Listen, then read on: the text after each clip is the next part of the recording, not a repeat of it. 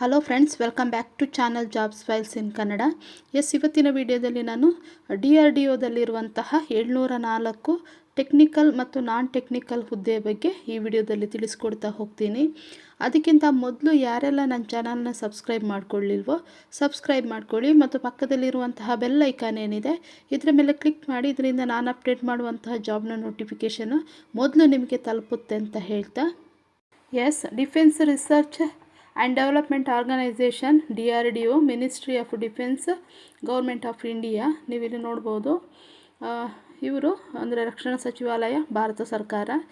ಇವರೇನಂತ ಹೇಳಿದರೆ ಈ ಲಿಂಗ ಸಮತೋಲನವನ್ನು ಪ್ರತಿಬಿಂಬಿಸುವಂತಹ ಕಾರ್ಯಪಡೆಯನ್ನು ಹೊಂದಿಸಲಿಕ್ಕೆ ಮಹಿಳಾ ಅಭ್ಯರ್ಥಿಗಳಿಗೂ ಕೂಡ ಅರ್ಜಿಯನ್ನು ಕರೆದಿರುವಂಥದ್ದು ನೋಡ್ಬೋದು ನೀವಿಲ್ಲಿ.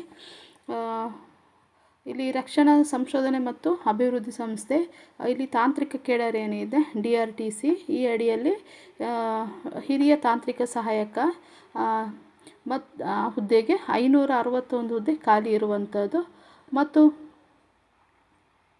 ತಂತ್ರಜ್ಞ ಅಂದರೆ ಟೆಕ್ನಿಕಲ್, ಇದು A ಆಗಿರುತ್ತೆ. ಟೆಕ್ನಿಕಲ್ A ಹುದ್ದೆ, ಇದು 203 ಹುದ್ದೆ ಖಾಲಿ ಇದೆ. ಈ ಹುದ್ದೆಗೆ ಭರ್ತಿ ಮಾಡಿಕೊಡ್ಲಿಕ್ಕೆ ಆನ್ಲೈನ್ ಮೂಲಕ ಅರ್ಜಿಯನ್ನು ಕರೆದಿರುವಂಥದ್ದು. ಅರ್ಹತೆಯ ನಿರ್ಣಾಯಕ ದಿನಾಂಕ ನೋಡೋದಾದರೆ, ಅಂದರೆ ನಿಮ್ಮೆಲ್ಲ ಅರ್ಹತೆ ಏನಿದೆ ಇದು ಈ 1/1/2026 ಒಳಗಡೆ ಇರಬೇಕಾಗುತ್ತೆ. ಇನ್ನು ಆನ್ಲೈನ್ ಅಪ್ಲಿಕೇಶನ್ ಹಾಕಲಿಕ್ಕೆ ಪ್ರಾರಂಭದ ದಿನಾಂಕ 11/12/2025, ಅಂದರೆ ಡಿಸೆಂಬರ್ 11ನೇ ತಾರೀಕಿಗೆ ಅರ್ಜಿ ಸಲ್ಲಿಕೆ ಪ್ರಾರಂಭವಾಗಿದೆ. ಇನ್ನು ಅರ್ಜಿ ಸಲ್ಲಿಸಲು ಕೊನೆಯ ದಿನಾಂಕ ನೋಡೋದಾದರೆ 1/1/2026. ಇನ್ನು ಅಪ್ಲಿಕೇಶನ್ ಫೀಸ್ ಪೇ ಮಾಡಲಿಕ್ಕೆ 3/1/2026 ಲಾಸ್ಟ್ ಡೇಟ್ ಆಗಿರುತ್ತೆ. ಹಾಗೆ ಏನಾದರೂ ಕರೆಕ್ಷನ್ ಏನಾದರೂ ಇದ್ದರೆ, ನಿಮಗೆ ಏನಾದರೂ ತಿದ್ದುಪಡಿ ಮಾಡಬೇಕು ಅಂತ ಇದ್ದರೆ ಅಪ್ಲಿಕೇಶನಲ್ಲಿ, ಅದಕ್ಕೆ ಡೇಟು 4/1/2026ರಿಂದ 6/1/2026, ಅಂದರೆ 2 ಡೇಸ್ ಟೈಮ್ ಕೊಟ್ಟಿದ್ದಾರೆ. ಏನಾದರೂ ಕರೆಕ್ಷನ್ ಇದ್ದರೆ ಕರೆಕ್ಷನ್ ಮಾಡ್ಕೊಳ್ಬೋದು. ಇನ್ನು date of the tyre 1 examination ಅಂದರೆ CBT ಫಸ್ಟ್ ಎಕ್ಸಾಮಿನೇಷನ್ ನೋಡೋದಾದರೆ DRDOನ ವೆಬ್ಸೈಟ್ ಏನಿದೆ ಇಲ್ಲಿ ಪ್ರಕಟಿಸಲಾಗುವುದು ಅಂತೇಳಿ ತಿಳಿಸಿರುವಂಥದ್ದು. ಇಲ್ಲಿ DRDO ಬಗ್ಗೆ ತಿಳಿಸಿದ್ದಾರೆ. ಅಂದರೆ ರಕ್ಷಣಾ ಸಂಶೋಧನೆ ಮತ್ತು ಅಭಿವೃದ್ಧಿ ಸಂಸ್ಥೆ, ಇದು ಭಾರತ ಸರ್ಕಾರದ ರಕ್ಷಣಾ ಸಚಿವಾಲಯದ ಅಡಿಯಲ್ಲಿ ಕಾರ್ಯನಿರ್ವಹಿಸುವಂಥದ್ದು. ಮತ್ತು ಭೂಸೇನೆ ಇರ್ಬೋದು ಅಥವಾ ನೌಕಾಸೇನೆ ಮತ್ತು ವಾಯುಪಡೆಗಳಿಗೆ ಅಗತ್ಯ ಇರುವಂತಹ ಅತ್ಯಾಧುನಿಕ ಯುದ್ಧ ಭೂಮಿ ವ್ಯವಸ್ಥೆಗಳಿಗೆ ಸಂಬಂಧಿಸಿದಂತೆ ಸಂಶೋಧನೆ ಮತ್ತು ಅಭಿವೃದ್ಧಿಗೆ ಇದು ಜವಾಬ್ದಾರಿಯಾಗಿರುವಂಥದ್ದು ಈ DRDO. ಇದು ಕೆಳಗೆ ಏನು ಕೊಟ್ಟಿದ್ದಾರೆ, ವಿಭಾಗ 1ರ ಪ್ರಕಾರ ರಕ್ಷಣಾ ಸಂಶೋಧನೆ ಮತ್ತು ಅಭಿವೃದ್ಧಿ ಸಂಸ್ಥೆ ಏನಿದೆ ಇಲ್ಲಿ ತಾಂತ್ರಿಕ ಕೇಡರ್ ಅಂದರೆ DRTC ಅಡಿಯಲ್ಲಿ ಮೇಲೆ ತಿಳಿಸಿರುವಂಥ ಹುದ್ದೆಗಳಿಗೆ ನೇರ ನೇಮಕಾತಿಗಾಗಿ ಆನ್ಲೈನ್ ಮೂಲಕ ಅರ್ಜಿಯನ್ನು ಕರೆದಿರುವಂಥದ್ದು. ಅಭ್ಯರ್ಥಿಗಳು ಆನ್ಲೈನ್ ಮೂಲಕ ಅರ್ಜಿಯನ್ನು ಭರ್ತಿ ಮಾಡಲಿಕ್ಕಿಂತ ಮುಂಚೆ ಸಂಪೂರ್ಣವಾಗಿ ಈ ಅಡ್ವರ್ಟೈಸ್ ಏನಿದೆ ಜಾಹೀರಾತು, ಇದನ್ನು ಎಚ್ಚರಿಕೆಯಿಂದ ಓದ್ಕೋಬೇಕು. ಆಮೇಲೆ ಆನ್ಲೈನ್ ಅಪ್ಲಿಕೇಶನನ್ನು ಭರ್ತಿ ಮಾಡಬೇಕಾಗತ್ತೆ. ಇನ್ನು ಎಜುಕೇಷನ್ ಕ್ವಾಲಿಫಿಕೇಷನ್ ನೋಡೋದಾದರೆ ಸೀನಿಯರ್ ಟೆಕ್ನಿಕಲ್ ಅಸಿಸ್ಟೆಂಟ್ B, ಇದು ಗ್ರೂಪ್ B ಹುದ್ದೆ ಆಗಿರುತ್ತೆ. Non gazetted and non ministerial post ಆಗಿರುತ್ತೆ ಇದು. ಇನ್ನು ಸ್ಯಾಲ್ರಿ ನೋಡೋದಾದರೆ ಇದು ಲೆವೆಲ್ 6ನ ಹುದ್ದೆ ಆಗಿದ್ದು 35,400ರಿಂದ 1,12,400 ತನಕ ವೇತನ ಇರುತ್ತೆ. ಇದು 7ನೇ ವೇತನ ಆಯೋಗಕ್ಕೆ ಒಳಪಟ್ಟಿರುವಂಥದ್ದು. ಅದಕ್ಕೆ ಸಂಬಂಧಿಸಿದಂತೆ ಸೆಂಟ್ರಲ್ ಗೌರ್ಮೆಂಟಿಂದ ಏನು ಅಲವೆನ್ಸಸ್ ಎಲ್ಲ ಸಿಗಬೇಕು ಅದೆಲ್ಲ ಈ ಹುದ್ದೆಗೆ ಸಿಗುವಂಥದ್ದು. ಇನ್ನು ಎಜುಕೇಷನ್ ಕ್ವಾಲಿಫಿಕೇಷನ್ ರಿಕ್ವೈರ್ಮೆಂಟ್ ನೋಡೋದಾದರೆ ಅಭ್ಯರ್ಥಿಗಳು ಏನು ಅರ್ಜಿ ಸಲ್ಲಿಸ್ತಿದ್ದೀರಾ ಆ ಹುದ್ದೆಗಳಿಗೆ ಅರ್ಹತೆಯ ನಿರ್ಣಾಯಕ ದಿನಾಂಕ ಏನಿದೆ ಅಂದರೆ 1/1/2026 ಏನಿದೆ ಅದರೊಳಗಡೆ ನಿಗದಿಪಡಿಸಿರುವಂತಹ ಎಲ್ಲ ವಿದ್ಯಾರ್ಹತೆಯನ್ನು ಹೊಂದಿದ್ದು ಅಂತಿಮ ಅಂಕಪಟ್ಟಿಯನ್ನು ತೆಗೆದಿರಿಸಿಕೊಳ್ಬೇಕಾಗತ್ತೆ. ಇನ್ನು ಫೈನಲ್ ರಿಸಲ್ಟ್ ಏನಿದೆ ಅದು ಬಾಕಿ ಇರುವ ಅಭ್ಯರ್ಥಿಗಳು ಈ ಹುದ್ದೆಗೆ ಅರ್ಜಿ ಸಲ್ಲಿಸಲಿಕ್ಕೆ ಅವಕಾಶ ಇರೋದಿಲ್ಲ, ಅವರಿಗೆ ಅರ್ಹರಿರೋದಿಲ್ಲ ಅಂತೇಳಿ ತಿಳಿಸಿರುವಂಥದ್ದು. ಅದರಿಂದ ಅವರು ಅರ್ಜಿ ಸಲ್ಲಿಸಬಾರ್ದು. ಇನ್ನು ಕೇವಲ ಅರ್ಹತೆಯನ್ನು ಪೂರೈಸುವುದು ಯಾವುದೇ ಹುದ್ದೆಗೆ ಆಯ್ಕೆಯಾಗಿ ತಮ್ಮ ಅಭ್ಯರ್ಥಿತನವನ್ನು ಪ್ರತಿಪಾದಿಸಲು ಯಾವುದೇ ಅಭ್ಯರ್ಥಿಗೆ ಅರ್ಹತೆಯನ್ನು ನೀಡುವುದಿಲ್ಲ ಅಂತೇಳಿ ತಿಳಿಸಿರುವಂಥದ್ದು. ಹಾಗಾಗಿ ದಯವಿಟ್ಟು ಗಮನಿಸಿ, ಉನ್ನತ ಅರ್ಹತೆ ಹೊಂದಿರುವ ಅಭ್ಯರ್ಥಿಗಳು ಅಂದರೆ ವಿಜ್ಞಾನ ಇರ್ಬೋದು, ವಿಜ್ಞಾನದಲ್ಲಿ ಸ್ನಾತಕೋತ್ತರ ಪದವಿ ಅಂದರೆ MSc ಇರ್ಬೋದು, ಅಥವಾ ತತ್ವಶಾಸ್ತ್ರ ಡಾಕ್ಟರ್ ಇರ್ಬೋದು, ಅಥವಾ ತಂತ್ರಜ್ಞಾನದ ಸ್ನಾತಕೋತ್ತರ ಇಂಜಿನಿಯರ್ ಇರ್ಬೋದು, ಸ್ನಾತಕೋತ್ತರ ಪದವಿಗಳಿರ್ಬೋದು, ಇದು ಯಾವುದೇ ವಿಷಯದಲ್ಲಿ ವಿಭಾಗದಲ್ಲಿ ಅರ್ಹತೆಯ ನಿರ್ಣಾಯಕ ದಿನದಂದು ಹೊಂದಿದ್ದರೆ ಅವರನ್ನು ನೇಮಕಾತಿಗೆ ಪರಿಗಣಿಸಲಾಗುವುದಿಲ್ಲ ಅಂತೇಳಿ ಇಲ್ಲಿ ತಿಳಿಸಿರುವಂಥದ್ದು. ಹಾಗಾಗಿ 1/1/2026 ಏನಿದೆ ಅದರ ಒಳಗಡೆ ಎಲ್ಲ ನೀವು ಅರ್ಹತೆಯನ್ನು ಪೂರೈಸಿಕೊಂಡಿರಬೇಕು. ಅಂಥವರಿಗೆ ಮಾತ್ರ ಈ ಹುದ್ದೆಗೆ ಅರ್ಜಿಯನ್ನು ಸಲ್ಲಿಸ್ಬೋದು. ಹುದ್ದೆಗಳ ವಿವರ ನೋಡೋದಾದರೆ ಇಲ್ಲಿ ಡೀಟೇಲ್ಡಾಗಿ ಕೊಟ್ಟಿದ್ದಾರೆ. ಪೋಸ್ಟ್ ಕೋಡ್ ನೋಡ್ಬೋದು, 0101 ನೋಡ್ಬೋದು. ಆಟೋಮೊಬೈಲ್ ಇಂಜಿನಿಯರಿಂಗ್, ಇದರಲ್ಲಿ ಎಜುಕೇಷನ್ ಕ್ವಾಲಿಫಿಕೇಷನ್ ಏನಿದೆ ಅಂತೇಳಿ ನೋಡೋದಾದರೆ ಡಿಪ್ಲೊಮಾ ಇನ್ ಆಟೋಮೊಬೈಲ್ ಇಂಜಿನಿಯರಿಂಗ್ ಅಥವಾ technology recognised by the AICTE. ಇದರಲ್ಲಿ ನೀವು ವಿದ್ಯಾರ್ಹತೆಯನ್ನು ಹೊಂದಿದರೆ ಈ ಹುದ್ದೆಗೆ ಅರ್ಜಿಯನ್ನು ಸಲ್ಲಿಸ್ಬೋದು. ಇಲ್ಲಿ ಎಷ್ಟು ಪೋಸ್ಟಿಂಗ್ ಇದೆ ನೋಡೋದಾದರೆ ಆಟೋಮೊಬೈಲ್ ಇಂಜಿನಿಯರಲ್ಲಿ SC 1 ಇದೆ, ST ಯಾವುದೇ ಇಲ್ಲ, OBC 1 ಇದೆ, EWS 1 ಇದೆ, ಅನ್ರಿಸರ್ವ್ಡ್ ಇಲ್ಲ. ಟೋಟಲ್ 3 ಪೋಸ್ಟು ಖಾಲಿ ಇರುವಂಥದ್ದು. ಇನ್ನು ಕೆಮಿಕಲ್ ಇಂಜಿನಿಯರಿಂಗ್ ನೋಡೋದಾದರೆ ಇದು ಕೂಡ ಅಷ್ಟೇ ಡಿಪ್ಲೊಮಾದಲ್ಲಿ ಕೆಮಿಕಲ್ ಇಂಜಿನಿಯರನ್ನು ಮಾನ್ಯತೆ ಪಡೆದಿರುವಂತಹ ಸಂಸ್ಥೆ ಏನಿದೆ ಇದರಿಂದ ಪಡ್ಕೊಂಡಿರಬೇಕು. ಇಲ್ಲಿ ನೋಡ್ಬೋದು ನೀವು SC 3 ಹುದ್ದೆ ಖಾಲಿ ಇದೆ, ST 1 ಇದೆ, OBC 4 ಇದೆ, EWS 1 ಇದೆ, ಅನ್ರಿಸರ್ವ್ಡ್ 6 ಇದೆ. ಟೋಟಲ್ 15 ಪೋಸ್ಟು ಖಾಲಿ ಇರುವಂಥದ್ದು. ಇನ್ನು ಕೆಮಿಸ್ಟ್ರಿ, ಇದು ಕೂಡ ಅಷ್ಟೇ BSc ಡಿಗ್ರಿಯನ್ನು ಕೆಮಿಸ್ಟ್ರಿಯಲ್ಲಿ ಕಂಪ್ಲೀಟ್ ಮಾಡಿರಬೇಕು ಮಾನ್ಯತೆ ಪಡೆದಿರುವಂಥ ವಿಶ್ವವಿದ್ಯಾನಿಲಯದಿಂದ. ಇನ್ನು SC ಅವರಿಗೆ 3 ಹುದ್ದೆ ಇದೆ, ST ಅವರಿಗೆ ಯಾವುದೇ ಇಲ್ಲ. OBC 5 ಇದೆ, EWS 3 ಇದೆ, ಅನ್ರಿಸರ್ವ್ಡ್ 11 ಪೋಸ್ಟ್ ಇದೆ ಮತ್ತು ಟೋಟಲ್ 22 ಹುದ್ದೆ ಖಾಲಿ ಇರುವಂಥದ್ದು. ಇನ್ನು ಸಿವಿಲ್ ಇಂಜಿನಿಯರ್ ನೋಡೋದಾದರೆ diploma in civil engineering recognised by AICTE, ಅಂದರೆ ಈ ಮಾನ್ಯತೆ ಪಡೆದಿರುವಂಥ AICTE ಏನಿದೆ ಇದರಿಂದ ಮಾನ್ಯತೆ ಪಡೆದಿರುವ ಸಂಸ್ಥೆಯಿಂದ ಡಿಪ್ಲೊಮಾ ಇಂಜಿನಿಯರನ್ನು ಸಿವಿಲ್ ಇಂಜಿನಿಯರನ್ನು ಕಂಪ್ಲೀಟ್ ಮಾಡಿರಬೇಕು. ಹುದ್ದೆಯ ವಿವರ ನೋಡೋದಾದರೆ SC 1 ಪೋಸ್ಟ್ ಇದೆ, ST 1 ಇದೆ, OBC 1 ಇದೆ, EWS 1 ಇದೆ, ಅನ್ರಿಸರ್ವ್ಡ್ 7 ಇದೆ. ಟೋಟಲ್ 11 ಪೋಸ್ಟು ಖಾಲಿ ಇರುವಂಥದ್ದು. ಇನ್ನು ಕಂಪ್ಯೂಟರ್ ಸೈನ್ಸ್ ಇಂಜಿನಿಯರಿಂಗ್ ನೋಡೋದಾದರೆ ಇದು ಕೂಡ ಅಷ್ಟೇ ಮಾನ್ಯತೆ ಪಡೆದಿರುವಂಥ ಸಂಸ್ಥೆಯಿಂದ ಡಿಪ್ಲೊಮಾವನ್ನು ಕಂಪ್ಯೂಟರ್ ಸೈನ್ಸಲ್ಲಿ ಡಿಪ್ಲೊಮಾವನ್ನು ಕಂಪ್ಲೀಟ್ ಮಾಡಿರಬೇಕು. ಟೋಟಲ್ ಪೋಸ್ಟ್ ನೋಡೋದಾದರೆ SC 23 ಇದೆ, ST 9 ಇದೆ, OBC 39 ಇದೆ, EWS 14 ಇದೆ, ಅನ್ರಿಸರ್ವ್ಡ್ 75 ಇದೆ. ಟೋಟಲ್ 160 ಪೋಸ್ಟು ಖಾಲಿ ಇರುವಂಥದ್ದು. ಇನ್ನು ಎಲೆಕ್ಟ್ರಿಕಲ್ ಆ್ಯಂಡ್ ಇಂಜಿನಿಯರಿಂಗ್ ಇದು ನೋಡೋದಾದರೆ ಇದು ಕೂಡ ಅಷ್ಟೇ ಮಾನ್ಯತೆ ಪಡೆದಿರುವಂಥ ಸಂಸ್ಥೆಯಿಂದ ಎಲೆಕ್ಟ್ರಿಕಲ್ ಇಂಜಿನಿಯರಲ್ಲಿ ಡಿಪ್ಲೊಮಾ ಪದವಿಯನ್ನು ಕಂಪ್ಲೀಟ್ ಮಾಡಿರಬೇಕು. SC 6 ಹುದ್ದೆ ಖಾಲಿ ಇದೆ, ST 2 ಇದೆ, OBC 10 ಇದೆ, EWS 6 ಇದೆ, ಅನ್ರಿಸರ್ವ್ಡ್ 23 ಇದೆ. ಟೋಟಲ್ 47 ಹುದ್ದೆ ಖಾಲಿ ಇರುವಂಥದ್ದು. ಇನ್ನು ಎಲೆಕ್ಟ್ರಾನಿಕ್ ಇಂಜಿನಿಯರ್ ಅಥವಾ ಎಲೆಕ್ಟ್ರಾನಿಕ್ ಆ್ಯಂಡ್ ಕಮ್ಯುನಿಕೇಷನ್ ಇಂಜಿನಿಯರ್ ಅಥವಾ ಎಲೆಕ್ಟ್ರಾನಿಕ್ ಆ್ಯಂಡ್ ಟೆಲಿಕಮ್ಯುನಿಕೇಷನ್ ಇಂಜಿನಿಯರ್ ಹುದ್ದೆ ನೋಡೋದಾದರೆ ಇದು ಕೂಡ ಅಷ್ಟೇ ಮಾನ್ಯತೆ ಪಡೆದಿರುವಂತಹ ಸಂಸ್ಥೆಯಿಂದ ಎಲೆಕ್ಟ್ರಾನಿಕ್ ಅಥವಾ ಕಮ್ಯುನಿಕೇಷನ್ ಇದರಲ್ಲಿ ಡಿಪ್ಲೊಮಾ ಪದವಿಯನ್ನು ಕಂಪ್ಲೀಟ್ ಮಾಡಿರಬೇಕು. ಟೋಟಲ್ ಹುದ್ದೆ ನೋಡೋದಾದರೆ SC 24 ಇದೆ, ST 11 ಇದೆ, OBC 30 ಇದೆ, EWS 6 ಇದೆ, ಅನ್ರಿಸರ್ವ್ಡ್ 40 ಇದೆ. ಟೋಟಲ್ 111 ಹುದ್ದೆ ಖಾಲಿ ಇರುವಂಥದ್ದು. ಇನ್ನು ಜಿಯಾಲಜಿ, ಇದು ಕೂಡ ಅಷ್ಟೇ ಮಾನ್ಯತೆ ಪಡೆದಿರುವಂಥ ವಿಶ್ವವಿದ್ಯಾನಿಲಯದಿಂದ ಜಿಯಾಲಜಿಯಲ್ಲಿ BScಯನ್ನು ಕಂಪ್ಲೀಟ್ ಮಾಡಿರಬೇಕು. ಇದು EWS 1 ಹುದ್ದೆ ಖಾಲಿ ಇರುವಂಥದ್ದು. ಟೋಟಲ್ 1 ಪೋಸ್ಟ್ ಖಾಲಿ ಇದೆ. ಇನ್ನು ಇನ್ಸ್ಟ್ರುಮೆಂಟೇಷನ್ ಇಂಜಿನಿಯರಿಂಗ್, ಇದು ಕೂಡ ಅಷ್ಟೇ ಮಾನ್ಯತೆ ಪಡೆದಿರುವಂತಹ ಸಂಸ್ಥೆಯಿಂದ ಇನ್ಸ್ಟ್ರುಮೆಂಟೇಷನ್ ಡಿಪ್ಲೊಮಾ ಪದವಿಯನ್ನು ಕಂಪ್ಲೀಟ್ ಮಾಡಿರಬೇಕು. ಇಲ್ಲಿ ನೋಡೋದಾದರೆ ನೀವು OBC 1 ಹುದ್ದೆ ಖಾಲಿ ಇದೆ, ಅನ್ರಿಸರ್ವ್ಡ್ 5 ಇದೆ. ಟೋಟಲ್ 6 ಹುದ್ದೆ ಖಾಲಿ ಇರುವಂಥದ್ದು.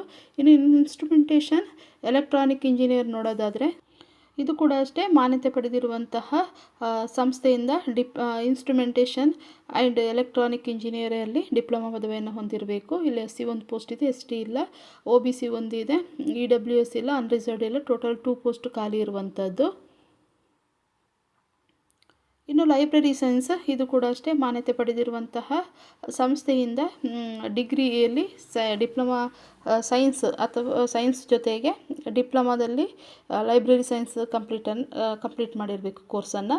ಅಂಥವರಿಗೆ ಈ ಹುದ್ದೆಗೆ ಅರ್ಜಿ ಸಲ್ಲಿಸ್ಬೋದು. ಟೋಟಲು ಹುದ್ದೆ ನೋಡೋದಾದರೆ ಇಲ್ಲಿ ST 1 ಇದೆ, SC ಯಾವುದೇ ಇಲ್ಲ, OBC ಇಲ್ಲ, EWS ಇಲ್ಲ, ಅನ್ರಿಸರ್ವ್ಡ್ 4 ಇದೆ. ಟೋಟಲ್ 5 ಹುದ್ದೆ ಖಾಲಿ ಇರುವಂಥದ್ದು.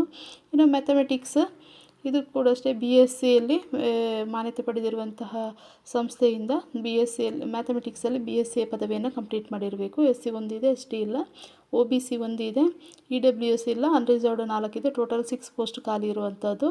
ಇನ್ನು ಮ್ಯಾಥಮೆಟಿಕಲ್ ಇಂಜಿನಿಯರ್ ಇದು ಕೂಡ ಅಷ್ಟೇ ಮಾನ್ಯತೆ ಪಡೆದಿರುವಂತಹ ಸಂಸ್ಥೆಯಿಂದ ಮ್ಯಾಥಮೆಟಿಕಲ್ ಇಂಜಿನಿಯರ್ ಆ್ಯಂಡ್ ಟೆಕ್ನಾಲಜಿಯಲ್ಲಿ ಡಿಪ್ಲೊಮಾ ಪದವಿಯನ್ನು ಕಂಪ್ಲೀಟ್ ಮಾಡಿರಬೇಕು. SC 14 ಹುದ್ದೆ ಇದೆ, ST 10 ಇದೆ, OBC 37 ಇದೆ, EWS 14 ಇದೆ, ಅನ್ರಿಸರ್ವ್ಡ್ 52 ಇದೆ, ಟೋಟಲ್ 127 ಹುದ್ದೆ ಖಾಲಿ ಇರುವಂಥದ್ದು. ಇನ್ನು ಮೆಟಲರ್ಜಿಕಲ್ ಇಂಜಿನಿಯರ್ ಇದು ಕೂಡ ಅಷ್ಟೇ ಮಾನ್ಯತೆ ಪಡೆದಿರುವಂಥ ಸಂಸ್ಥೆಯಿಂದ ಮೆಟಲರ್ಜಿಕಲ್ ಇಂಜಿನಿಯರಲ್ಲಿ ಡಿಪ್ಲೊಮಾ ಪದವಿಯನ್ನು ಕಂಪ್ಲೀಟ್ ಮಾಡಿರಬೇಕು. SC 2 ಹುದ್ದೆ ಇದೆ, ST ಒಂದಿದೆ, OBC ಒಂದಿದೆ, EWS ಒಂದಿದೆ, ಅನ್ರಿಸರ್ವ್ಡ್ 7 ಇದೆ, ಟೋಟಲು 12 ಪೋಸ್ಟ್ ಖಾಲಿ ಇರುವಂಥದ್ದು. ಇನ್ನು ಫಿಸಿಕ್ಸ್ ಇದು ಕೂಡ ಅಷ್ಟೇ ಮಾನ್ಯತೆ ಪಡೆದಿರುವಂಥ ವಿಶ್ವವಿದ್ಯಾನಿಲಯದಿಂದ ಫಿಸಿಕ್ಸ್ ಅಲ್ಲಿ BSc ಡಿಗ್ರಿಯನ್ನು ಪಡೆದಿರಬೇಕು. SC 3 ಇದೆ, ST 4 ಇದೆ, OBC 2 ಇದೆ, EWS 1 ಇದೆ, ಅನ್ರಿಸರ್ವ್ಡ್ 8 ಇದೆ, ಟೋಟಲ್ 18 ಪೋಸ್ಟ್ ಖಾಲಿ ಇರುವಂಥದ್ದು. ಇನ್ನು ಸೈಕಾಲಜಿ ಇದು ಕೂಡ ಅಷ್ಟೇ ಮಾನ್ಯತೆ ಪಡೆದಿರುವಂತಹ ವಿಶ್ವವಿದ್ಯಾನಿಲಯದಿಂದ ಸೈಕಾಲಜಿಯಲ್ಲಿ BSc ಪದವಿಯನ್ನು ಕಂಪ್ಲೀಟ್ ಮಾಡಿರಬೇಕು. ಇಲ್ಲಿ SC ST OBCಗೆ ಯಾವುದೇ ಪೋಸ್ಟಿಂಗ್ ಇಲ್ಲ, EWS 1 ಇದೆ, ಅನ್ರಿಸರ್ವ್ಡ್ 3 ಇದೆ, ಟೋಟಲ್ 4 ಪೋಸ್ಟು ಖಾಲಿ ಇರುವಂಥದ್ದು. ಇನ್ನು ಟೆಕ್ನಿಕಲ್ ಇದು ಗ್ರೂಪ್ C ಹುದ್ದೆ ಆಗಿರುತ್ತೆ, non gazetted and non ministerial. Pay scale ನೋಡೋದಾದರೆ ಲೆವೆಲ್ 2ನ ಹುದ್ದೆ ಆಗಿರುತ್ತೆ, 19,900ರಿಂದ 63,200 ತನಕ ಇರುತ್ತೆ. 7ನೇ ವೇತನ ಆಯೋಗ ಏನಿದೆ ಅದಕ್ಕೆ ಒಳಪಟ್ಟಿರುವಂತಹ ಏನೆಲ್ಲ ಸೌಲಭ್ಯಗಳು ಸಿಗುತ್ತೆ ಅದೆಲ್ಲ ಈ ಹುದ್ದೆಗೆ ಸಿಗುವಂಥದ್ದು. ಹುದ್ದೆಗಳ ವಿವರ ನೋಡೋದಾದರೆ ಬುಕ್ ಬೈಂಡರ್ ಇದು 10ನೇ ತರಗತಿ ಕಂಪ್ಲೀಟ್ ಮಾಡಿರಬೇಕು ಅಥವಾ ಅದಕ್ಕೆ ಸಮಾನವಾಗಿರುವಂತಹ ITN ಅಲ್ಲಿ ಬುಕ್ ಬೈಂಡರ್ ಟ್ರೇಡಲ್ಲಿ ನೀವು ಮೆಕ್ಯಾನಿಕಲ್ ಆಪರೇಟರ್ ಅಥವಾ ಬುಕ್ ಬೈಂಡರ್ ಈ ಕೋರ್ಸನ್ನು ಸರ್ಟಿಫಿಕೇಟನ್ನು ಮಾಡಿದರೆ ಈ ಹುದ್ದೆಗೆ ಅರ್ಜಿಯನ್ನು ಸಲ್ಲಿಸ್ಬೋದು. ಇಲ್ಲಿ ಪೋಸ್ಟಿಂಗ್ ನೋಡೋದಾದರೆ ಎಷ್ಟು ಹುದ್ದೆ ಖಾಲಿ ಇದೆ ಅಂತ ಹೇಳಿದರೆ SC STಗೆ ಯಾವುದೇ ಹುದ್ದೆ ಖಾಲಿ ಇಲ್ಲ, OBCಗೆ ಒಂದಿದೆ, EWSಗೆ ಇಲ್ಲ, ಅನ್ರಿಸರ್ವ್ಡಿಗೆ 2 ಹುದ್ದೆ ಖಾಲಿ ಇದೆ, ಟೋಟಲ್ 3 ಹುದ್ದೆ ಖಾಲಿ ಇರುವಂಥದ್ದು. ಇನ್ನು ಕಾರ್ಪೆಂಟರ್ ಇದು ಕೂಡ ಅಷ್ಟೇ SSLC ಕಂಪ್ಲೀಟ್ ಆಗಿರಬೇಕು, ಅದಕ್ಕೆ ತತ್ಸಮಾನವಾಗಿರುವಂತಹ IT ಕೋರ್ಸನ್ನು ಕೂಡ ಕಂಪ್ಲೀಟ್ ಮಾಡಿದರೆ ಈ ಹುದ್ದೆಗೆ ಅರ್ಜಿಯನ್ನು ಸಲ್ಲಿಸ್ಬೋದು. ಅಂದರೆ ಕಾರ್ಪೆಂಟರ್ ಟ್ರೇಡ್ ಏನಿದೆ ಇದರಲ್ಲಿ ನೀವು ITಯನ್ನು ಕಂಪ್ಲೀಟ್ ಮಾಡಿರಬೇಕು. ಇನ್ನು SCಗೆ ಯಾವುದೇ ಹುದ್ದೆ ಇಲ್ಲ, STಗೆ 1 ಇದೆ, OBCಗೆ ಇಲ್ಲ, EWSಗೆ 1 ಇದೆ, ಅನ್ರಿಸರ್ವ್ಡ್ಗೆ 2 ಇದೆ, ಟೋಟಲ್ 4 ಹುದ್ದೆ ಖಾಲಿ ಇರುವಂಥದ್ದು. ಅಷ್ಟೇ ಅಲ್ಲ ESM ಅವರಿಗೆ ಕೂಡ 1 ಹುದ್ದೆ ಖಾಲಿ ಇರುವಂಥದ್ದು. ಇನ್ನು CNC ಆಪ್ರೇಟರ್ ಅಂದರೆ CNC programming come operator trade ಈ ಹುದ್ದೆಯಲ್ಲಿ ಈ ಕೋರ್ಸಲ್ಲಿ ITI ಕಂಪ್ಲೀಟ್ ಮಾಡಿದ್ದು ಸರ್ಟಿಫಿಕೇಟನ್ನು ಹೊಂದಿದ್ದು SSLC ಕಂಪ್ಲೀಟ್ ಮಾಡಿದರೆ ಈ ಹುದ್ದೆಗೆ ಅರ್ಜಿಯನ್ನು ಸಲ್ಲಿಸ್ಬೋದು. ಇದರಲ್ಲಿ ಪೋಸ್ಟಿಂಗ್ ನೋಡೋದಾದರೆ SCಗೆ ಯಾವುದೇ ಇಲ್ಲ, STಗೂ ಇಲ್ಲ, OBC 1 ಇದೆ, EWS 1 ಇದೆ, ಅನ್ರಿಸರ್ವ್ಡ್ 1 ಇದೆ, ಟೋಟಲ್ 3 ಹುದ್ದೆ ಖಾಲಿ ಇರುವಂಥದ್ದು. ಇನ್ನು COPA ಅಂದರೆ ಕಂಪ್ಯೂಟರ್ ಆಪರೇಟರ್ ಪ್ರೋಗ್ರಾಮಿಂಗ್ ಅಸಿಸ್ಟೆಂಟ್ ಅಂತೇಳಿ ಈ ಹುದ್ದೆ ಕೂಡ ಅಷ್ಟೇ SSLC ಕಂಪ್ಲೀಟ್ ಆಗಿರಬೇಕು. ಈ computer operator and programming assistant trade ಏನಿದೆ ಇದರಲ್ಲಿ ITIಯನ್ನು ಕಂಪ್ಲೀಟ್ ಮಾಡಿದರೆ ಈ ಹುದ್ದೆಗೆ ಅರ್ಜಿಯನ್ನು ಸಲ್ಲಿಸ್ಬೋದು. ಟೋಟಲ್ SC ಅವರಿಗೆ 7 ಹುದ್ದೆ ಖಾಲಿ ಇದೆ, STಗೆ 1 ಇದೆ, OBCಗೆ 15 ಇದೆ, EWS ಅವರಿಗೆ 5 ಇದೆ. ಇನ್ನು ಅನ್ರಿಸರ್ವ್ಡ್ 24 ಹುದ್ದೆ ಖಾಲಿ ಇದೆ, ಟೋಟಲ್ 52 ಹುದ್ದೆ ಖಾಲಿ ಇರುವಂಥದ್ದು. ಇನ್ನು ಡ್ರಾಫ್ಟ್ಸ್ಮನ್ ಮೆಕ್ಯಾನಿಕಲ್ ನೋಡೋದಾದರೆ ಇದು ಕೂಡ ಅಷ್ಟೇ SSLC ಕಂಪ್ಲೀಟ್ ಆಗಿರಬೇಕು ಮತ್ತು ITIದಲ್ಲಿ ಈ ಡ್ರಾಫ್ಟ್ಸ್ಮನ್ ಟ್ರೇಡ್ ಏನಿದೆ ಮೆಕ್ಯಾನಿಕಲ್ ಟ್ರೇಡ್ ಇದರಲ್ಲಿ ನೀವು ITI ಕೋರ್ಸನ್ನು ಕಂಪ್ಲೀಟ್ ಮಾಡಿ ಸರ್ಟಿಫಿಕೇಟನ್ನು ಹೊಂದಿದರೆ ಈ ಹುದ್ದೆಗೆ ಅರ್ಜಿ ಸಲ್ಲಿಸ್ಬೋದು. SC STಗೆ ಯಾವುದೇ ಹುದ್ದೆ ಇಲ್ಲ, ಇಲ್ಲಿ OBCಗೆ 2 ಇದೆ, EWSಗೆ 1 ಇದೆ, ಅನ್ರಿಸರ್ವ್ಡ್ 3 ಇದೆ, ಟೋಟಲ್ 6 ಹುದ್ದೆ ಖಾಲಿ ಇರುವಂಥದ್ದು. ಇನ್ನು ಎಲೆಕ್ಟ್ರಿಷಿಯನ್ ಇದು ಕೂಡ ಅಷ್ಟೇ SSLC ಕಂಪ್ಲೀಟ್ ಆಗಿರಬೇಕು ಮತ್ತು ತತ್ಸಮಾನ ವಿದ್ಯಾರ್ಹತೆಯನ್ನು ಹೊಂದಿದರೆ ಅಂಥವರಿಗೆ ಈ ಹುದ್ದೆಯನ್ನು ಅರ್ಜಿ ಸಲ್ಲಿಸ್ಬೋದು. ಇನ್ನು ITIಯಲ್ಲಿ ಎಲೆಕ್ಟ್ರಿಕಲ್ ಆ್ಯಂಡ್ ಫಿಟ್ಟರ್ ಟ್ರೇಡ್ ಏನಿದೆ ಇದರಲ್ಲಿ ನೀವು ಸರ್ಟಿಫಿಕೇಟನ್ನು ಹೊಂದಿದರೆ ಈ ಹುದ್ದೆಗೆ ಅರ್ಜಿ ಸಲ್ಲಿಸ್ಬೋದು. ಟೋಟಲು SC ಅವರಿಗೆ 6 ಹುದ್ದೆ ಇದೆ, STಗೆ 3 ಇದೆ, OBCಗೆ 4 ಇದೆ, EWS 2 ಇದೆ, ಅನ್ರಿಸರ್ವ್ಡ್ 15 ಇದೆ, ಟೋಟಲ್ 30 ಹುದ್ದೆ ಈ ಎಲೆಕ್ಟ್ರಿಷಿಯನ್ ಹುದ್ದೆ ಖಾಲಿ ಇರುವಂಥದ್ದು. ಇನ್ನು ಎಲೆಕ್ಟ್ರಾನಿಕ್ಸ್ ಇದು ಕೂಡ ಅಷ್ಟೇ SSLC ಕಂಪ್ಲೀಟ್ ಆಗಿರಬೇಕು ಅಥವಾ ತತ್ಸಮಾನ ವಿದ್ಯಾರ್ಹತೆ ಹೊಂದಿದರೆ ಅಂಥವ್ರಿಗೆ ಕೂಡ ಈ ಹುದ್ದೆಗೆ ಅರ್ಜಿಯನ್ನು ಸಲ್ಲಿಸ್ಬೋದು. ಇನ್ನು ಎಲೆಕ್ಟ್ರಾನಿಕ್ಸ್ ಅಥವಾ ಎಲೆಕ್ಟ್ರಾನಿಕ್ ಮೆಕ್ಯಾನಿಕಲ್ ಅಥವಾ ರೇಡಿಯೋ TV ಮೆಕ್ಯಾನಿಕ್ ಅಥವಾ radar mechanic information communication technology system maintenance ಅಥವಾ IT ಇದರಲ್ಲಿ ನೀವು ಸರ್ಟಿಫಿಕೇಟನ್ನು ಹೊಂದಿದರೆ IT ಸರ್ಟಿಫಿಕೇಟನ್ನು ಹೊಂದಿದರೆ ಈ ಹುದ್ದೆಗೆ ಅರ್ಜಿ ಸಲ್ಲಿಸ್ಬೋದು. SC 4 ಇದೆ, ST 3 ಇದೆ, OBC 5 ಇದೆ, EWS 3 ಇದೆ, ಅನ್ರಿಸರ್ವ್ಡ್ 16 ಇದೆ. ಟೋಟಲ್ 31 ಹುದ್ದೆ ಈ ಎಲೆಕ್ಟ್ರಾನಿಕ್ಸ್ ಏನಿದೆ ಇದರಲ್ಲಿ ಇರುವಂಥದ್ದು. ಫಿಟ್ಟರ್ ಇದು ನೋಡ್ಬೋದು, SSLC ಕಂಪ್ಲೀಟ್ ಆಗಿರಬೇಕು. ಫಿಟ್ಟರಲ್ಲಿ ITA ಕಂಪ್ಯೂಟರ್ ಸರ್ಟಿಫಿಕೇಟನ್ನು ಹೊಂದಿದರೆ ಈ ಹುದ್ದೆಗೆ ನೀವು ಅರ್ಜಿಯನ್ನು ಸಲ್ಲಿಸ್ಬೋದು. ಟೋಟಲಾಗಿ ಎಷ್ಟು ಪೋಸ್ಟ್ ಇದೆ ಅಂಥೇಳಿ ನೋಡೋದಾದರೆ SC 4 ಇದೆ, ST 1 ಇದೆ, OBC 7, EWS 2, ಅನ್ರಿಸರ್ವ್ಡ್ 11, ಟೋಟಲಾಗಿ 25 ಪೋಸ್ಟ್ ಇರುವಂಥದ್ದು. ಹಾಗೆ MSP 2 ಇದೆ, ESM 3 ಪೋಸ್ಟ್ ಖಾಲಿ ಇರುವಂಥದ್ದು. ಇನ್ನು ಮೆಕ್ಯಾನಿಸ್ಟ್ ಇದು ಕೂಡ ಅಷ್ಟೇ SSLC ಕಂಪ್ಲೀಟ್ ಆಗಿರಬೇಕು ಮತ್ತು ITAದಲ್ಲಿ ಮಾನ್ಯತೆ ಪಡೆದಿರುವಂತಹ ಸಂಸ್ಥೆ ಏನಿದೆ ಅದರಿಂದ ಮೆಕ್ಯಾನಿಸ್ಟಲ್ಲಿ ITIನ ಕಂಪ್ಲೀಟ್ ಮಾಡಿರಬೇಕು. ಇಲ್ಲಿ SCಗೆ ಯಾವುದೇ ಇಲ್ಲ, ST 1 ಇದೆ, ಆಮೇಲೆ OBC 3 ಇದೆ, EWS ಯಾವುದೂ ಇಲ್ಲ, ಅನ್ರಿಸರ್ವ್ಡ್ 8 ಇದೆ. ಟೋಟಲ್ 12 ಪೋಸ್ಟು ಖಾಲಿ ಇರುವಂಥದ್ದು. ಇನ್ನು ಮೆಕ್ಯಾನಿಕ್ ಆ್ಯಂಡ್ ಮೋಟಾರ್ ವೆಹಿಕಲ್ ಇದರಲ್ಲೂ ಕೂಡ ಅಷ್ಟೇ SSLC ಕಂಪ್ಲೀಟ್ ಆಗಿರಬೇಕು ಅಥವಾ ತತ್ಸಮಾನ ವಿದ್ಯಾರ್ಹತೆಯನ್ನು ಹೊಂದಿದ್ರು ಕೂಡ ಅಂಥವರಿಗೆ ಹುದ್ದೆಗೆ ಅರ್ಜಿಯನ್ನು ಸಲ್ಲಿಸ್ಬೋದು. ಇನ್ನು ಮೆಕ್ಯಾನಿಕ್ ಮೋಟಾರ್ ವೆಹಿಕಲ್ ಟ್ರೇಡಲ್ಲಿ ITA ಸರ್ಟಿಫಿಕೇಟನ್ನು ಹೊಂದಿದರೆ ಈ ಹುದ್ದೆಗೆ ಅರ್ಜಿಯನ್ನು ಸಲ್ಲಿಸ್ಬೋದು. ಟೋಟಲ್ SC 1 ಇದೆ, ST ಇಲ್ಲ, OBC 1 ಇದೆ, EWS ಇಲ್ಲ, ಅನ್ರಿಸರ್ವ್ಡ್ 5 ಇದೆ. ಟೋಟಲ್ 7 ಪೋಸ್ಟ್ ಇರುವಂಥದ್ದು. ಹಾಗೆ ESM ಏನಿದೆ ಅದು ಟೋಟಲು 2 ಪೋಸ್ಟು ಖಾಲಿ ಇರುವಂಥದ್ದು. ಇನ್ನು ಆಪ್ಟಿಕಲ್ ವರ್ಕರ್ ಇದು ಕೂಡ SSLC ಕಂಪ್ಲೀಟ್ ಆಗಿರಬೇಕು. ಮತ್ತು ITAಯಲ್ಲಿ ಆಪ್ಟಿಕಲ್ ವರ್ಕರ್ ಟ್ರೇಡ್ ಏನಿದೆ ಆ ಸರ್ಟಿಫಿಕೇಟ್ ಹೊಂದಿದರೆ ಈ ಹುದ್ದೆಗೆ ಅರ್ಜಿಯನ್ನು ಸಲ್ಲಿಸ್ಬೋದು. ಇಲ್ಲಿ SC 1 ಇದೆ, ST ಇಲ್ಲ, OBC 1 ಇದೆ, EWS ಇಲ್ಲ, ಅನ್ರಿಸರ್ವ್ಡ್ ಇಲ್ಲ. ಟೋಟಲು 2 ಹುದ್ದೆ ಖಾಲಿ ಇರುವಂಥದ್ದು. ಇನ್ನು ಫೋಟೋಗ್ರಾಫರ್ ಇದು ಕೂಡ ಅಷ್ಟೇ SSLC ಕಂಪ್ಲೀಟ್ ಆಗಿರಬೇಕು ಅಥವಾ ಅದಕ್ಕೆ ತತ್ಸಮಾನವಾಗಿರುವಂತಹ ವಿದ್ಯಾರ್ಹತೆಯನ್ನು ಹೊಂದಿರಬೇಕು. ಇನ್ನು photographer and digital photographer trade ಏನಿದೆ ಇದರಲ್ಲಿ ITA ಸರ್ಟಿಫಿಕೇಟ್ ಹೊಂದಿದರೆ ಈ ಹುದ್ದೆಗೆ ಅರ್ಜಿಯನ್ನು ಸಲ್ಲಿಸ್ಬೋದು. SC 1 ಇದೆ, ಆಮೇಲೆ ST ಇಲ್ಲ, OBC ಇಲ್ಲ, EWS ಇಲ್ಲ, ಅನ್ರಿಸರ್ವ್ಡ್ 4 ಇದೆ. ಟೋಟಲ್ 5 ಹುದ್ದೆ ಖಾಲಿ ಇರುವಂಥದ್ದು. ಇನ್ನು ಶೀಟ್ ಮೆಟಲ್ ವರ್ಕರ್ ಇದು ಕೂಡ ಅಷ್ಟೇ SSLC ಕಂಪ್ಲೀಟ್ ಆಗಿರಬೇಕು. ಇನ್ನು ITAಯಲ್ಲಿ ಶೀಟ್ ಮೆಟಲ್ ವರ್ಕರ್ ಟ್ರೇಡ್ ಏನಿದೆ ಈ ಸರ್ಟಿಫಿಕೇಟನ್ನು ಹೊಂದಿದರೆ ಈ ಹುದ್ದೆಗೆ ಅರ್ಜಿಯನ್ನು ಸಲ್ಲಿಸ್ಬೋದು. SC ಯಾವುದೇ ಪೋಸ್ಟಿಂಗ್ ಇಲ್ಲ, ST 1 ಇದೆ, OBC ಇಲ್ಲ, EWS ಇಲ್ಲ, ಅನ್ರಿಸರ್ವ್ಡ್ 2 ಇದೆ. ಟೋಟಲ್ 3 ಹುದ್ದೆ ಖಾಲಿ ಇರುವಂಥದ್ದು. ಇನ್ನು ಸರ್ವೇಯರ್ ಇದು ಕೂಡ SSLC ಕಂಪ್ಲೀಟ್ ಆಗಿರಬೇಕು ಅಥವಾ ಅದಕ್ಕೆ ತತ್ಸಮಾನವಾಗಿರುವಂಥ ವಿದ್ಯಾರ್ಹತೆಯನ್ನು ಹೊಂದಿದರೆ ಅಂಥವರಿಗೆ ಈ ಹುದ್ದೆಯನ್ನು ಅರ್ಜಿ ಸಲ್ಲಿಸ್ಬೋದು ಈ ಹುದ್ದೆಗೆ. ಇನ್ನು ITಯಲ್ಲಿ ಕೂಡ ಅಷ್ಟೇ ಸರ್ವೇಯರ್ ಟ್ರೇಡ್ ಏನಿದೆ ಆ ಸರ್ಟಿಫಿಕೇಟನ್ನು ಹೊಂದಿದರೆ ಈ ಹುದ್ದೆಗೆ ಅರ್ಜಿ ಸಲ್ಲಿಸ್ಬೋದು. ಇಲ್ಲಿ SC, ST, OBC, EWS ಯಾವುದೇ ಪೋಸ್ಟಿಂಗ್ ಇಲ್ಲ, ಅನ್ರಿಸರ್ವ್ಡ್ ಮಾತ್ರ 1 ಪೋಸ್ಟ್ ಇದೆ. ಟೋಟಲಾಗಿ 1 ಹುದ್ದೆ ಖಾಲಿ ಇರುವಂಥದ್ದು. ಇಂಟರ್ನರ್ SSLC ಕಂಪ್ಲೀಟ್ ಆಗಿರಬೇಕು ಅಥವಾ ಅದಕ್ಕೆ ತತ್ಸಮಾನವಾಗಿರುವಂತಹ ವಿದ್ಯಾರ್ಹತೆಯನ್ನು ಹೊಂದಿರಬೇಕು. ಇನ್ನು ITಯಲ್ಲಿ ಟರ್ನರ್ ಟ್ರೇಡ್ ಏನಿದೆ ಆ ಸರ್ಟಿಫಿಕೇಟನ್ನು ಹೊಂದಿದರೆ ಈ ಹುದ್ದೆಗೆ ಅರ್ಜಿಯನ್ನು ಸಲ್ಲಿಸ್ಬೋದು. SC ಯಾವುದೇ ಇಲ್ಲ, ಪೋಸ್ಟಿಂಗ್ ಇಲ್ಲ, ST 1 ಇದೆ, OBC 2 ಇದೆ, EWS 1 ಇದೆ, ಅನ್ರಿಸರ್ವ್ಡ್ 4 ಇದೆ. ಟೋಟಲ್ 8 ಹುದ್ದೆ ಖಾಲಿ ಇರುವಂಥದ್ದು. ಇನ್ನು ವೆಲ್ಡರ್ ಇದು ಕೂಡ ಅಷ್ಟೇ SSLC ಕಂಪ್ಲೀಟ್ ಆಗಿರಬೇಕು ಅಥವಾ ಅದಕ್ಕೆ ತತ್ಸಮಾನವಾಗಿರುವಂತಹ ಯಾವುದೇ ವಿದ್ಯಾರ್ಹತೆಯನ್ನು ಹೊಂದಿದರೂ ಅರ್ಜಿ ಸಲ್ಲಿಸ್ಬೋದು. ಇನ್ನು ITA ಇನ್ನು ವೆಲ್ಡರ್ ಟ್ರೇಡ್ ಏನಿದೆ ಇದರಲ್ಲಿ ಸರ್ಟಿಫಿಕೇಟನ್ನು ಹೊಂದಿದರೆ ಅಂಥವ್ರಿಗೆ ಈ ಹುದ್ದೆಗೆ ಅರ್ಜಿಯನ್ನು ಸಲ್ಲಿಸ್ಬೋದು. SC 1 ಇದೆ, ST 1 ಇದೆ, OBC 2 ಹುದ್ದೆ ಖಾಲಿ ಇದೆ, EWS 2 ಇದೆ, ಅನ್ರಿಸರ್ವ್ಡ್ 5 ಇದೆ. ಟೋಟಲ್ 11 ಹುದ್ದೆ ಖಾಲಿ ಇರುವಂಥದ್ದು. ಅಷ್ಟೇ MSP 1 ಹುದ್ದೆ ಖಾಲಿ ಇರುವಂಥದ್ದು. ಇದು ಸಂಸ್ಥೆಯ ಅಗತ್ಯತೆಗೆ ಅನುಗುಣವಾಗಿ ಜಾಹೀರಾತು ಮಾಡಲಾದ ಖಾಲಿ ಹುದ್ದೆಗಳ ಸಂಖ್ಯೆ ಹೆಚ್ಚಾಗ್ಬೋದು ಅಥವಾ ಕಡಿಮೆ ಆಗ್ಬೋದು. ಒಂದು ವೇಳೆ ಸೂಕ್ತ ಅಭ್ಯರ್ಥಿಗಳು ಸಿಗದಿದ್ದರೆ ಖಾಲಿ ಹುದ್ದೆಯನ್ನು ಭರ್ತಿ ಮಾಡದೆ ಹಾಗೆ ಕೂಡ ಇಡ್ಬೋದು.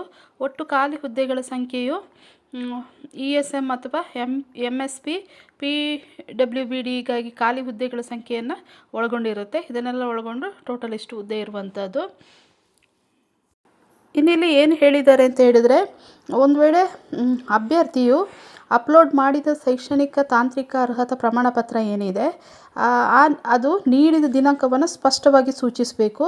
ಒಂದು ವೇಳೆ ಅಂತಹ ಪ್ರಮಾಣ ಪತ್ರಗಳ ವಿತರಣೆಯ ದಿನಾಂಕವನ್ನು ಅರ್ಹತೆಯನ್ನು ನಿರ್ಧರಿಸಲು ನಿರ್ಣಾಯಕ ದಿನಾಂಕ ಏನಿದೆ ದಿನಾಂಕದ ನಂತರ ಇದ್ದರೆ, ಅಂದರೆ 1/1/2026 ಏನಿದೆ ಅದರ ನಂತರ ಇದ್ದರೆ, ಅಭ್ಯರ್ಥಿಯು ಅಂತಿಮ ಅರ್ಹತಾ ಪರೀಕ್ಷೆಯ ಫಲಿತಾಂಶಗಳ ಘೋಷಣೆ ದಿನಾಂಕ ಏನಿದೆ ಅದನ್ನು ಸೂಚಿಸುವಂತಹ ಅಂಕಪಟ್ಟಿ ಏನಿದೆ ಅದನ್ನು ಅಥವಾ ಫಲಿತಾಂಶದ ಘೋಷಣೆ ದಿನಾಂಕ ಏನಿದೆ ಅದನ್ನು ತೋರಿಸುವಂತಹ, ಅಂದರೆ ನಿಮ್ಮದು ಸೆಮಿಸ್ಟರ್ ಇರ್ಬೋದು ಅಥವಾ ವರ್ಷದ ಅಂಕಪಟ್ಟಿ ಏನಿದೆ ಅದನ್ನು ಅಪ್ಲೋಡ್ ಮಾಡಬೇಕಾಗುತ್ತೆ. ಒಂದು ವೇಳೆ ಯಾವುದೇ ದಾಖಲೆಗಳು ಫಲಿತಾಂಶದ ಘೋಷಣೆ ದಿನಾಂಕ ಇಲ್ಲದ ಸಂದರ್ಭದಲ್ಲಿ ಅಭ್ಯರ್ಥಿ ಏನು ಮಾಡಬೇಕು ಅಂತ ಹೇಳಿದರೆ, ದಾಖಲೆಗಳ ಪರಿಶೀಲನೆ ಸಮಯದಲ್ಲಿ ಫಲಿತಾಂಶ ಘೋಷಣೆ ದಿನಾಂಕವನ್ನು ಸ್ಪಷ್ಟವಾಗಿ ಸೂಚಿಸುವಂತಹ ಸಂಬಂಧಪಟ್ಟ ಏನು ಇದು ಸಂಸ್ಥೆ ಏನಿದೆ, ಅಂದರೆ ಮಂಡಳಿ ಅಥವಾ ವಿಶ್ವವಿದ್ಯಾನಿಲಯ ಏನಿದೆ ಅವರಿಂದ ಪ್ರಮಾಣ ಪತ್ರವನ್ನು ಹಾಜರುಪಡಿಸಬೇಕು ಅಂತೇಳಿ ಇಲ್ಲಿ ತಿಳಿಸಿರುವಂಥದ್ದು. ಇನ್ನು ಅಭ್ಯರ್ಥಿ ಒಂದು ವೇಳೆ ಹೆಚ್ಚುವರಿ ಅರ್ಹತೆ ಹೊಂದಿದರೆ, ಅಂದರೆ ಹೈಯರ್ ಎಜುಕೇಷನ್ ಹೊಂದಿದರೆ, ಯಾವುದೇ ಉನ್ನತ ಅರ್ಹತೆಯನ್ನು ಪಡೆಯುತ್ತಿದ್ದರೆ ಆನ್ಲೈನ್ ಅರ್ಜಿ ಸಲ್ಲಿಸುವಾಗ ಅದನ್ನು ನಮೂದಿಸಬೇಕು ನೀವು. ಅಂದರೆ ನೀವು ಅಲ್ಲಿ ಮೆನ್ಷನ್ ಮಾಡಬೇಕಾಗುತ್ತೆ ಹೈಯರ್ ಎಜುಕೇಷನ್ ಇದೆ ಅಂತೇಳಿ. ಇನ್ನು ಸಂಭಾವನೆ ಮತ್ತು ಸೇವಾ ಷರತ್ತುಗಳ ಬಗ್ಗೆ ನೋಡೋದಾದರೆ, ನೇಮಕೊಂಡ ಅಭ್ಯರ್ಥಿಗಳೇನಿದ್ದೀರ ಅವರ ಅರ್ಜಿ ಸಲ್ಲಿಸಿದಂಥ ಹುದ್ದೆ ವೇತನ ಮಟ್ಟಕ್ಕೆ ಒಂದು ವೇಳೆ ನೀವೇನಾದರೂ ಸೆಲೆಕ್ಟ್ ಆದರೆ ನಿಮಗೆ 7ನೇ ವೇತನ ಆಯೋಗ ಏನಿದೆ ಆ ಮ್ಯಾಟ್ರಿಕ್ಸ್ ಅದರ ಅನುಗುಣವಾಗಿ ಸಂಬಳವನ್ನು ಪಡಿಬೋದು.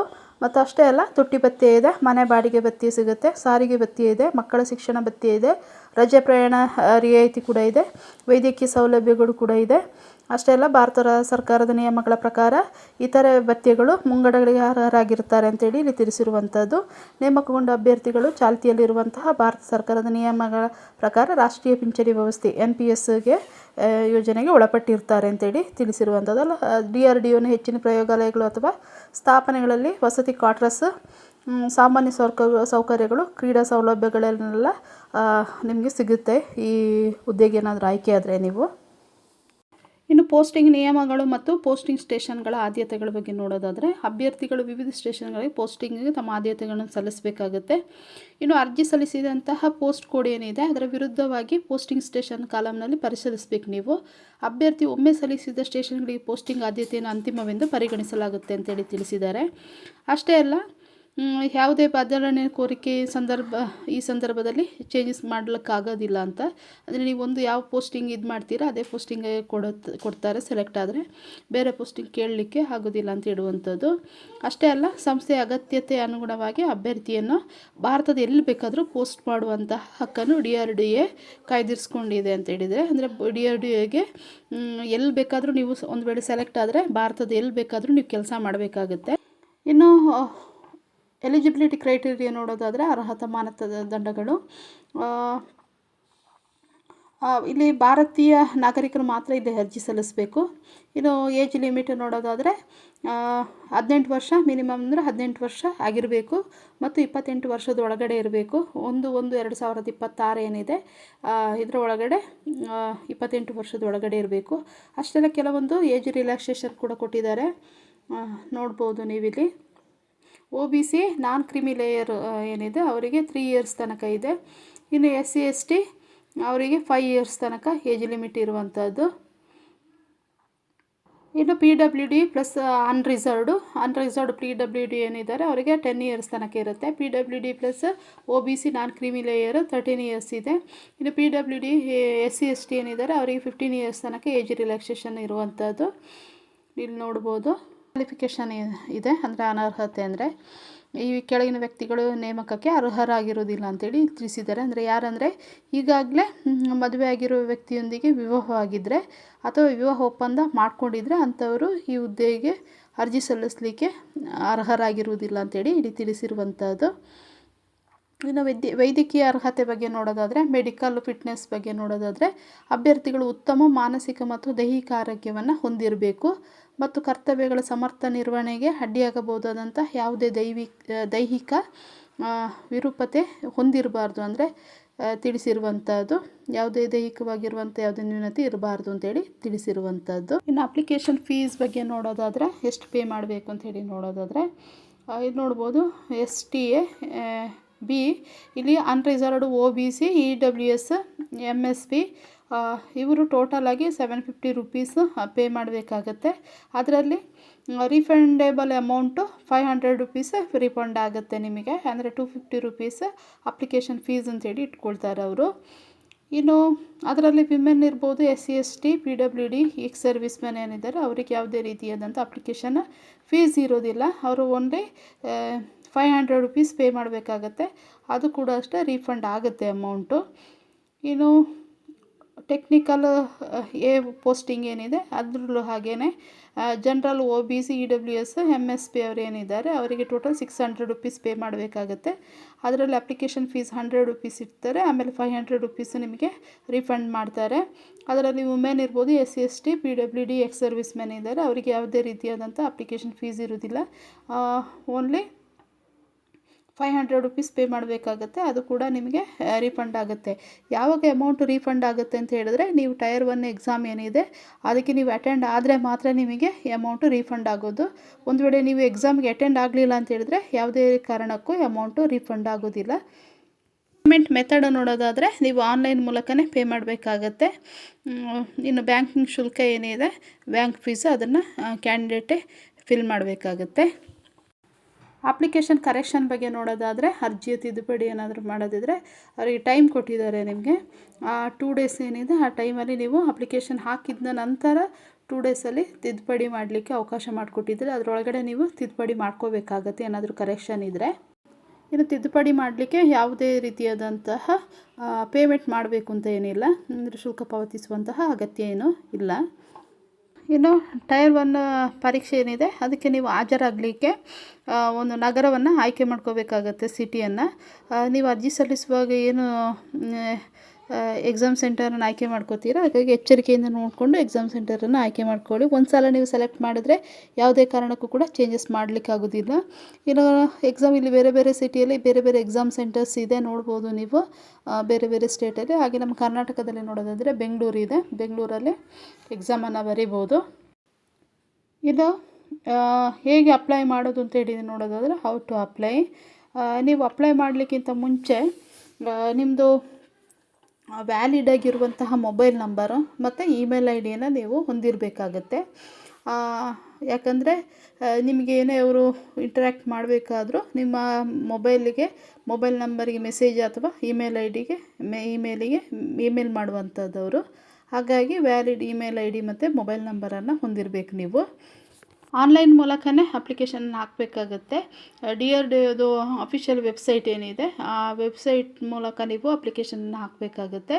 ಈ ವೆಬ್ಸೈಟ್ ಲಿಂಕ್ ಏನಿದೆ ಅದನ್ನು ನಾನು ಡಿಸ್ಕ್ರಿಪ್ಷನಲ್ಲಿ ಕೊಟ್ಟಿರ್ತೀನಿ, ಚೆಕ್ ಮಾಡಿಕೊಳ್ಳಿ. ಆ ಮೂಲಕ ಅಪ್ಲಿಕೇಶನನ್ನು ಹಾಕ್ಬೋದು.